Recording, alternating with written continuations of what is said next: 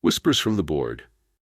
It was a stormy night when four friends, Ryan, Emily, Jake, and Sarah, gathered in the abandoned house at the edge of town. The house had a dark history, rumored to be haunted after a family mysteriously vanished decades ago. But they didn't believe in ghosts. To prove it, they brought an old ouija board they found in Sarah's grandmother's attic. They sat in a circle, placing their fingers on the planchette. Emily, the skeptic, rolled her eyes. "This is ridiculous," Jake grinned. "Only one way to find out. Let's ask." Ryan cleared his throat. "Is anyone here with us?" For a moment, nothing happened. Then the planchette jerked violently. "Yes." The group froze. "Who are you?" Sarah whispered. The planchette moved again. "I am still here." A chill ran down their spines. "Still here?" Jake repeated, his voice shaking. "What do you mean?" The board spelled, "Help me."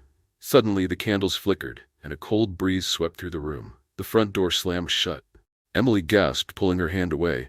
"This isn't funny anymore," she cried. Ryan, trying to stay calm, asked, "How can we help you?" The planchette moved faster now, almost too fast to follow. "Don't let him find me." Then a loud thud echoed from upstairs. Footsteps. Heavy, deliberate. The air thickened with a suffocating presence, and then they heard it. A deep, rasping breath right behind them. The history of the Ouija board. The Ouija board dates back to the late 19th century.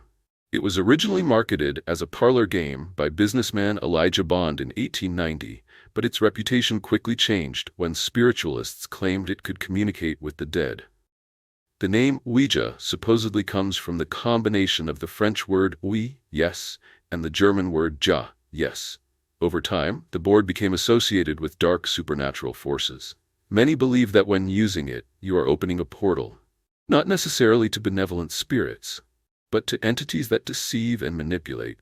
Paranormal experts warn that users may unintentionally invite something dangerous into their lives, especially if the session is left open without properly closing it. In the case of Ryan, Emily, Jake, and Sarah, the board they found was old. Far older than Sarah's grandmother's lifetime. Its wood was scorched at the edges, as if someone had tried to burn it before. But the markings on it were different from modern boards. It carried strange symbols, and on the back, faintly scratched, was a name, Marcus Vale. The history of the house. The house at the edge of town had stood abandoned for over 60 years. Few dared to go near it, and those who did always spoke of an eerie presence inside. It once belonged to the Vale family, a husband, wife, and their young son, Marcus. In 1958, they were reported missing. When the police arrived, they found the dining table set for dinner, but the food had rotted as if weeks had passed. The only thing out of place was a Ouija board sitting in the middle of the room. The townspeople whispered rumors. Some said Marcus had been obsessed with the board, using it every night. Others believed the family had unknowingly summoned something that refused to leave.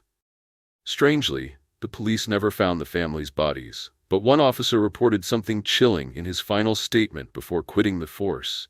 The board moved on its own. It spelled one word, mine. After that, no one lived in the house again. Years later, teenagers would dare each other to enter, but most left before midnight, claiming they heard whispers. Some even said they saw a shadow standing at the top of the stairs, but no one knew the real truth. Until Ryan, Emily, Jake, and Sarah sat down with that cursed board. The rasping breath sent a wave of terror through the group. No one dared to turn around. The room was ice cold. Jake's fingers trembled as he gripped the Ouija board. "Who is here with us?" he whispered, though part of him didn't want to know. The planchette whipped across the board. "He is coming." A guttural growl rumbled through the room, and suddenly, the candlelight snuffed out. They were plunged into darkness. Then came the footsteps, slow, heavy, moving down the stairs. Sarah stifled a sob. "We have to leave," she gasped. Ryan scrambled for his phone, but the screen flickered and died. Emily fumbled toward the door, yanking at the handle. It wouldn't budge. A whisper, hoarse and broken, slithered through the air. "You shouldn't have come." The planchette started moving on its own. "He sees you." Then the shadows moved. In the dim moonlight filtering through the broken window, they saw him. A towering figure stood at the bottom of the stairs, twisted, hunched, its face obscured by darkness. Its arms were unnaturally long, fingers tipped with jagged claws. Its head jerked in unnatural spasms as it breathed in their scent. And then it charged. Sarah screamed. Jake grabbed the Ouija board and hurled it at the figure, but it passed through him like smoke. Emily shrieked as blackened hands burst from the walls, clawing at them. Ryan grabbed the planchette, desperate. "How do we stop this?" The board spelled frantically. "Burn the board." With no other choice, Jake grabbed the lighter from his pocket and set the board ablaze. The creature let out an inhuman screech, its body convulsing as flames erupted around it. The house trembled, walls cracking, the very air thick with the smell of burning flesh. And then, silence. The door swung open, the darkness lifted. The house stood still once more. They ran. None of them looked back. By the time the fire department arrived, the house had collapsed into ashes. Days later, Ryan checked the news. No reports of a fire, no evidence the house even existed. But that night, before he fell asleep, he heard it, a whisper, "You set me free." And from the corner of his room, the planchette slid across his desk. The end.